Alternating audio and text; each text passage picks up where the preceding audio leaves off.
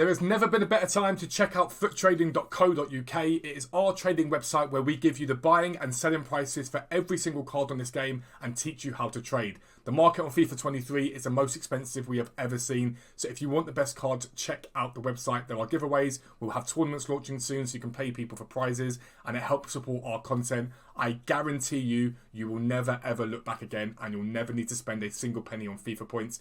Plans start at just £10 a month. Really, really good value for every buying and selling price on this game. Check out the website, but for now, let's get into the video. Yo, what is up guys? Welcome back to a brand new video with me, Fuzzball40. Make sure you subscribe if you're new around here. It's massively appreciated if you can take the time to click the like button and comment on the video. It means the channel gets recommended to far more people and we keep growing like we are at the moment. So if you have the time to do that, please do click it. It makes a massive, massive difference, like I say. And if you want to support the content and you want to make millions of coins, FUT Trading, the link is down below. I've put this stuff into a guide for you guys. We've got buying and selling prices for every single card on this game. You'll make millions of coins, you'll have the best team on the game, and you'll be able to compete in a way that other people cannot. So check out the website. But FUT Birthday is here. I'm recording this on the Friday. I want to show you basically the card prices so you get a rough idea when you watch this video of exactly what the market is doing, okay? And it will help guide you guys in terms of making coins because anybody can make coins in this market. It doesn't really matter what your budget is. Now, I brought out a video the other day talking about silvers. If you haven't invested in silvers, no matter what your budget is, you are crazy because you will double/triple your coins by doing that. And I've put that into a video for you guys. But if you want a rough guide and a rough estimate, things like silver rares, sort of wingers and stuff like that, from major leagues, they are the places to go realistically. And Liga and silvers are like 700 coins you can't go wrong with. Just hold them, they will go up in value as time goes on. But that's sort of the lower budget stuff. What I want to show you guys is what has happened to the market with the absolute panic that has come from the FUT Birthday promo. It is absolutely ridiculous. And it's going to bounce back. And by the time this video goes out, it should have started bouncing back. Not everywhere. Some places it will, some places it won't. But it should be starting to bounce back, and that should be able to give you guys a rough idea of where you want to sort of put your coins and how you're going to go about making coins. So I'll be back with FUTWiz. I'll see you in a second. Alright guys, so we are on FUTWiz, and I'm showing you Van der Sar as a starting one. Now I know not everyone here that's watching this video is going to have money for Van der Sar, I get it, but I want to show you what happened to him yesterday. So this is when I talk about the sort of promos affecting the market, content affecting the market. Van der Sar dropped in price because we got leaked a Lafont card. This is a French goalkeeper from the Ligue 1. He got leaked as part of FUT Birthday. This is what happened to Van der Sar. Absolutely ridiculous drop-off. All the way down to the lowest point at 432,000 coins. From his high of 610,000 24 hours prior to that.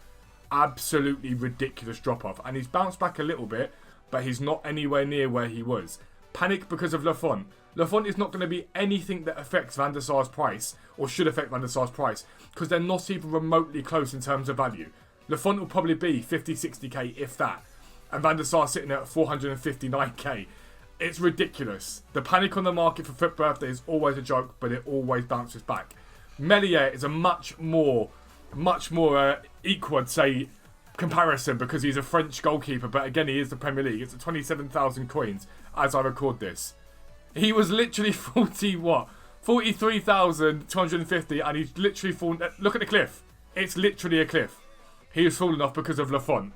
Again, he will probably bounce back over time. Now, these cards aren't going to get back to the highs they were before. I can't see Melier getting back to 43k. But if Melier gets back to 33k and you've bought it at 27, you're getting 3,000 coins per card. It's not an insignificant amount of coins.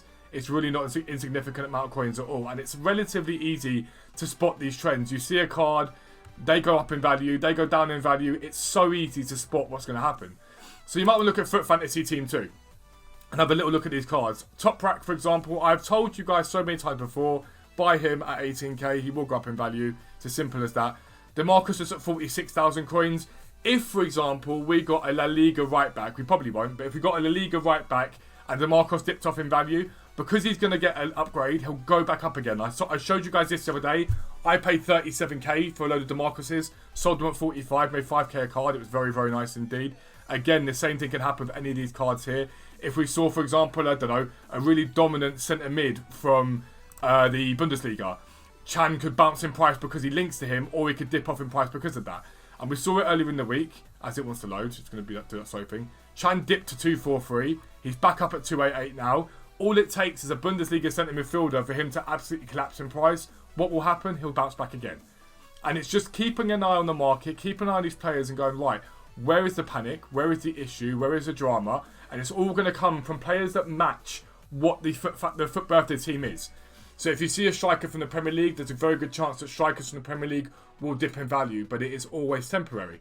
If you see a right mid from Serie A, there's a chance that right mids from Serie A will dip in price, but it's always temporary. And you've just got to keep an idea of what you want to do.